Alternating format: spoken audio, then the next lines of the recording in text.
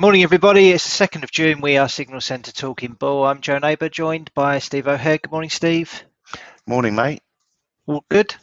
Oh, good in the hood. Superb. Okay, let's get stuck in then. So, news-wise, no deaths recorded in the UK as a result of COVID-19 for the first time since the pandemic began. Whee! Great news. Yeah. Obviously, Prime Minister Johnson now will be under a bit of pressure and also facing a bit of a dilemma as to whether or not he prioritises the economy and eases the rules, or whether or not he stays cautious and delays the final steps out of lockdown if there is to be a surge in cases as a result of the Indian variant that seems to be doing the rounds. So we'll have to wait and see. But clearly, we're going in the right direction, which is good.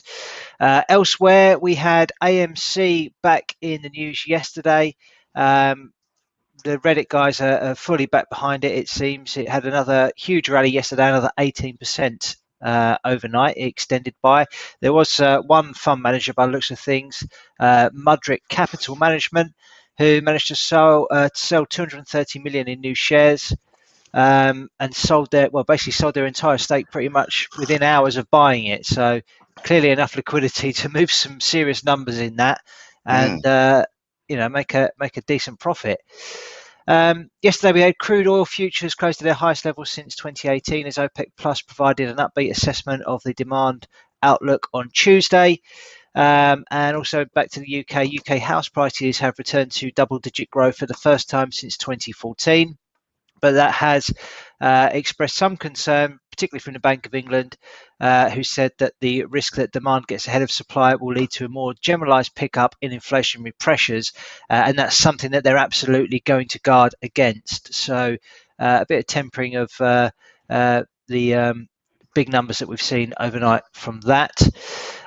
European stocks slightly higher today, tracking mild gains seen in Asian equities. We've got Fed Chair Jerome Powell and ECB President Christine Lagarde, as well as the PBOC Governor Yin Gang, are among the speakers at the virtual Green Swan Conference, which begins today, aiming to coordinate financial sector action against climate change risk. So we'll see if there's any comments coming out from that later on today, which are market moving. Onto the charts. I'm going to start with FX today, Steve. And Go on then, mate. Show us the way. With dollar index, as I always do. So this is the daily chart, and as you can see, price has been contained within this channel for a number of weeks, going back to the end of March.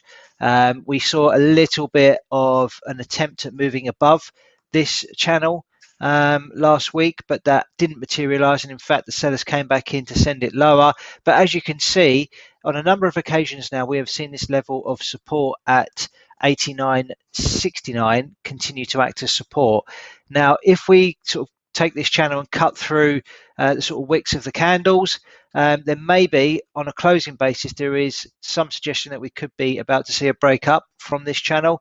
I'm not going to get carried away because I did on this one, and look what happened, it came all the way back down. So interesting nonetheless that maybe there is some money flooding into the dollar index, and certainly I think it is due a corrective move given how bearish dollar has been for a number of months. As you can see, this downtrend goes all the way back to March last year at the height of the pandemic and the sell-offs in the markets across the globe. So potential there, I think, for a bit of a bounce, but not getting carried away given how severe the downtrend is, and that we have seen a previous attempt at breaking out above this channel which failed. So how's that looking on the flip side? Well, this is euro dollar, again trading in a channel, but potentially coming under a bit of pressure. A bit of selling yesterday, posted at this resistance level at 122.43. If we get a closing break below the lower end of this channel, I know I've had to cut through a wick of a candle there, but maybe that will be some evidence that there will be a corrective move potentially on the horizon with euro dollar. And as I've done before, sort of faintly drawn the outline of a potential head and shoulders top on this one. Let's just go. This is what I'm thinking. So this would be left shoulder. This would be the head down to the right shoulder up here, or up to the right shoulder, sorry. And then the neckline's down here. So obviously a lot to do before we can even begin to call that head and shoulders.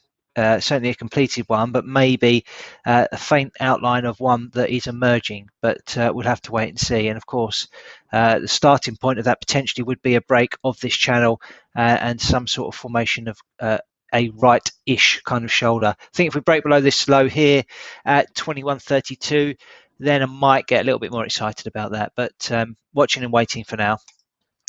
Cable was interesting yesterday. That was actually my gun to the head trade, but Yeah, you must have done okay on that. yeah, I made a bit, not loads, because it had already moved a reasonable amount before 9 o'clock, so I didn't manage to get a great stop loss on it. But that is a pretty large engulfing candle, an outside day. So we made a new high above the previous resistance level here from the 24th of February. We engulfed all of the previous day's session, and we are moving a little bit lower today. So some potential there for a continuation to the downside. If we look at this black line that I've got drawn on the chart, it's a pretty decent uptrend line.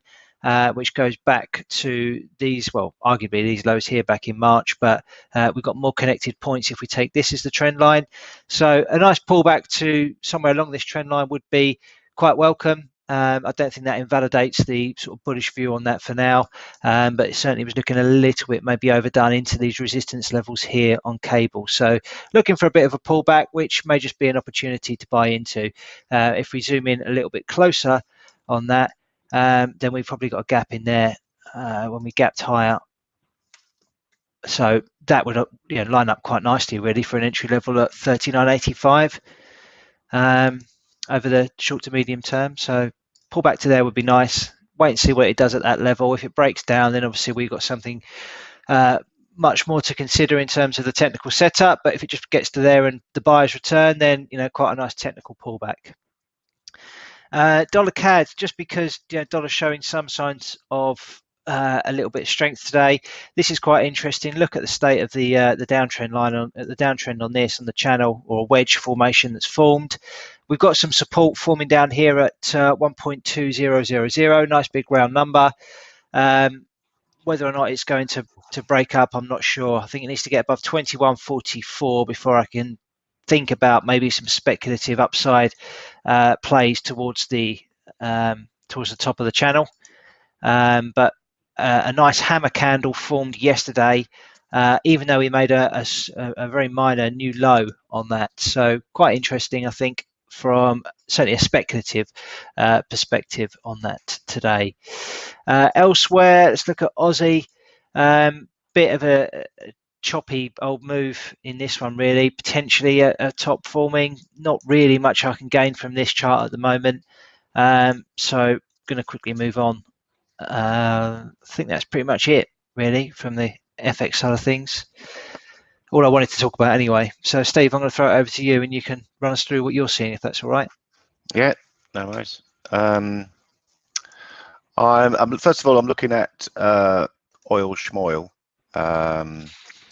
We had news out that, see if I can do this. There, OPEC Plus sticks to plan to ease supply cuts through July. So this is the OPEC oil producers agreed on Tuesday to stick to the existing pace of gradually easing supply curbs through July as they sought to balance expectations of recovery in demand against a possible increase in Iranian supply. They decided in April to return to 2.1 million barrels per day of supply to the market during May through July, as it anticipated demand would rise despite high numbers of coronavirus cases in India. So what has that done to the oil markets? I mean, as we can see, we're retesting these highs from this year, 8th of March. We had a poke above it and then regressed quite quickly. And sort of hanging about that level around about the 67.80 level. So for me, it's quite a sort of pivotal area to watch today. On the 4-hour chart, we've seen this previous resistance where it was holding, it's broken above it. It's now broken above this resistance here. And we're toying with, shall we carry on or not? If you're into Elliott wave, potentially this is an impulsive move higher. However, this 4-hour candle is a bit of a warning sign. That's a bearish outside candle, and maybe shows that the move upwards is not going to be straightforward. Looking at gold, similar sort of process we're going through in gold. We've broken above the resistance level at $1,890, and we're sitting above it. So it looks pretty promising above there, targeting that this move should target the 1960 to 1965 area. We've got a 61.8% retracement of the swing low from the August 20 highs to the March lows, and that comes in at $1,923. So we've flirted with that level, not really close enough, and just retracing at the moment. So is this decision time really for gold? Has it got enough momentum now to carry it through, carrying it up to the highs? Maybe not. So if we look on the weekly chart in gold, I've been looking at this sort of channel formation, this corrective channel formation, as part of a ABC move higher, which targets a move to $2,500, but not anytime soon. And it looks like we're stalling now on a weekly basis. So that's you know, these are levels to watch now. We've really got to sort of it really is dependent on how strong gold finishes on the week, and we are only Wednesday. Moving across to indices, FTSE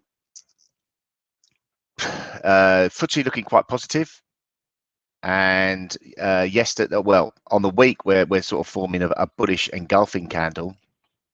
We can see yesterday's bullish candle, which obviously engulfed the Monday's price action, which was pretty shoddy and pretty quiet because of the bank holiday. A really nice bullish outside candle, and we've projected higher again today.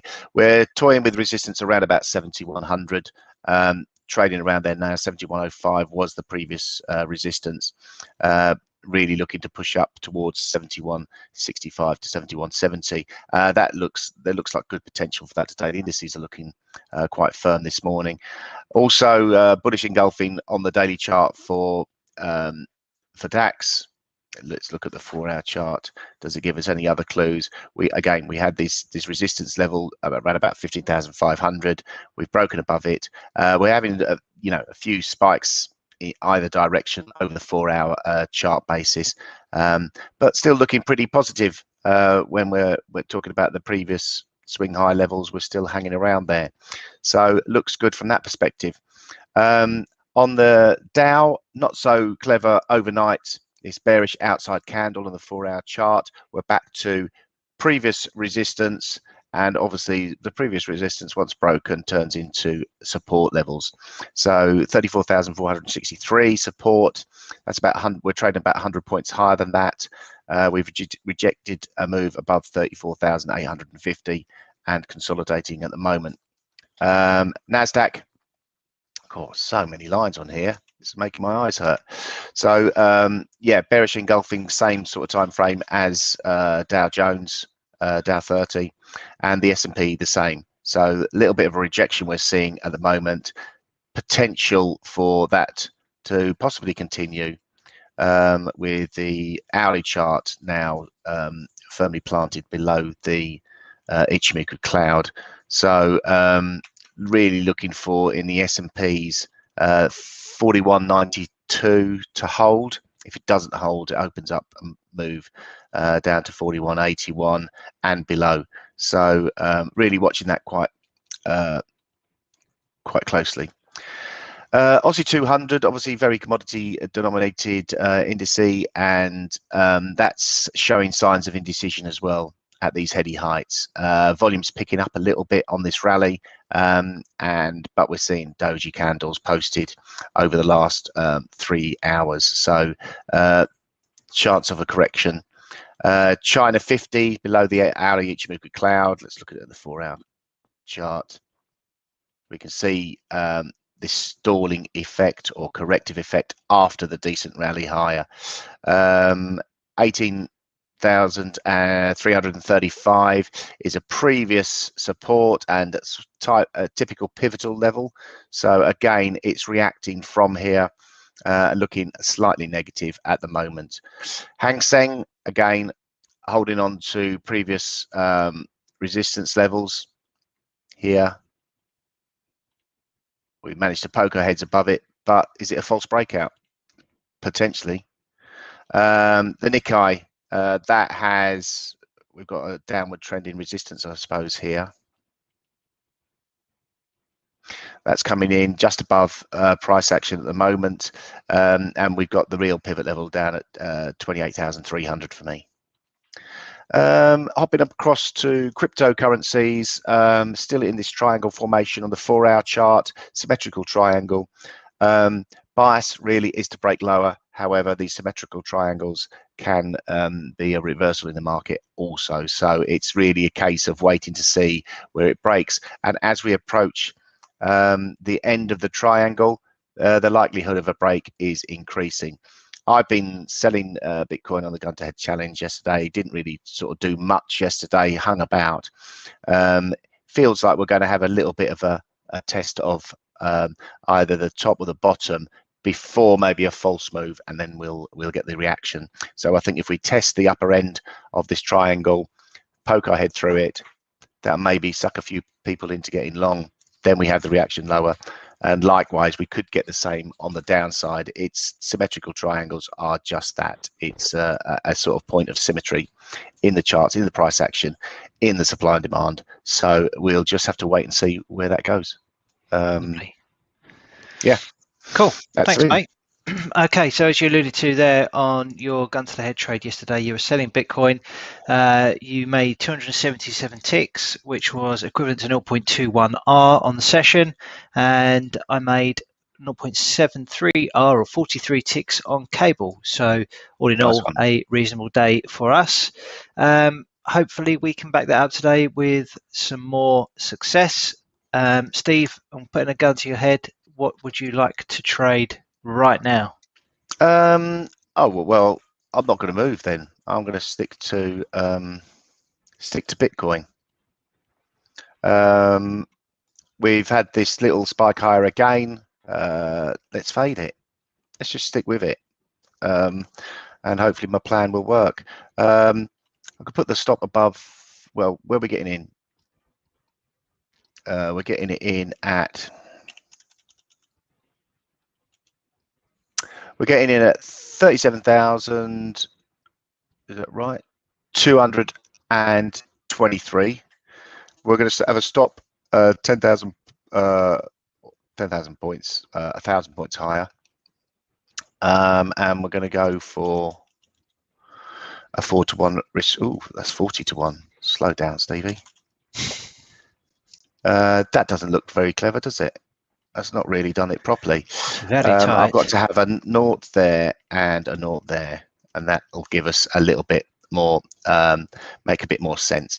So yeah, I'm going to have a stop to give me a 4-to-1 risk reward. Really, if we take out the high of 1 o'clock, the hour of 1 o'clock on the 1st of June yesterday, the high then was 37,918. If we take that high out, then there is potential for an extended move higher towards the 40,000 level. If we fail to do so, then it's sort of showing signs of failing this bounce we're having currently from the 33,333 level, and could easily get a reversal. You could sort of see some sort of like head and shoulders type formation playing out if we fail to break above here. Otherwise, it'll be a corrective move higher towards the 40,000 level. So I'm going to go bearish. Why not? Okay. Cool. Right, I'm struggling a bit. You don't know what to do now, do you? I don't know. I'm going to buy gold, I think. I know you said that it was into some resistance on the longer term charts, which doesn't really do me any favors. But yeah, but I hope you're right, because I'm long of gold anyway. So this is a short term chart. This is an hourly. Maybe some support forming here. I haven't got a load of touch points. I've got 3, so we can call it an uptrend. Bit of stalling here. some engulfing candles that have formed. So I think we got some support taking shape there around about 1895. Maybe a little bit of a tick up. I think if we can take out this high here at 1900, then we might get some upside. So going to buy it here at 1899.5. Going to keep the stop quite tight just below this candle here that was posted at 3 o'clock yesterday. So 1892 is a stop, and then I can target a move back up to these highs, which gives me 2.3R. So not spectacular in terms of risk reward, but keep hitting those while you're trading, and you'll be doing all right, I would have thought. Yeah, I would have thought so. Nice one. Yeah, cool. Right, so in terms of news today, there isn't an awful lot in terms of actual economic data points. In fact, I've seen none that we need to be watching out for. The only thing I would be careful of is this conference that's ongoing, where you've got some powerful people speaking: Jerome Powell, Christine Lagarde, potentially Vladimir Putin as well. So keep an eye on any headlines coming out from that. In terms of the rest of the week, we have got the weekly jobless claims tomorrow, leading up to the non-farm payrolls on Friday. So we are set to pick up in terms of macroeconomic data before the end of the week. But today looks like it could be a bit of a quiet one. Nice. That'll do, Donkey. Cool. Anything else, Steve? No, I think that's all there is. Although I see news going on. Izzy Raj Seppings, a 14-year-old student and climate activist, leads a school strike for climate march with fellow youth rally organisers to demand action in climate change in Sydney, Australia. That's going on. So another youngster. Can't have strikes at the moment in the UK because they're all on half term. Oh yeah, of course, yeah. Yeah, but that's about it. There's not really. Oh, look at that. That is a slow news day, isn't it, for bringing that up? Yeah, it is. I just thought I'd find something. It just looked. It was quite a sort of a nice little picture, but I can't show it. I can't share it anyway. Right. But yeah, that's about it. Cool. All right. Well, have a great day, everybody. Good luck with trading today, everyone. Yeah, we will be back tomorrow. Yep. Cheers.